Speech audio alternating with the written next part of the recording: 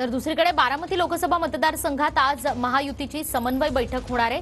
मंत्री चंद्रकांत पाटील यांच्या उपस्थितीत महायुतीची बैठक होणार आहे। मतदारसंघात मित्रपक्षांची एकजूट राखण्यावर या ठिकाणी मंथन होणार आहे। प्रदीप कापसे आपल्याला अधिक माहिती देतील याविषयी। प्रदीप, निकिता, बारामती लोकसभेसाठी आज मंत्री चंद्रकांत पाटील जे आहेत ते महायुतीची समन्वय बैठक जी आहे ती बारामतीमध्ये घेत आहेत। विशेषतः बारामती लोकसभा मतदारसंघामध्ये जे तालुके येत आहेत, ज्या तालुक्यांमध्ये राष्ट्रवादी विरुद्ध भाजप असा एक संघर्ष पाहायला मिळतो। विशेषतः इंदापूर तालुक्यामध्ये हर्षवर्धन पाटील विरुद्ध दत्तात्रय भरणे यांच्या कार्यकर्त्यांमध्ये गटामध्ये अजूनही वाद जो आहे तो पाहायला मिळतोय। मात्र लोकसभेच्या पार्श्वभूमीवरती महायुतीमध्ये समन्वय असावा या उद्देशाने मंत्री चंद्रकांत पाटील यांच्यावरती बारामती लोकसभेची जबाबदारी जी आहे ती देण्यात आलेली आहे आणि या मतदारसंघामधला वाद जो आहे तो मिटवण्याची खरं तर जबाबदारी चंद्रकांत पाटलांवरती असणार आहे।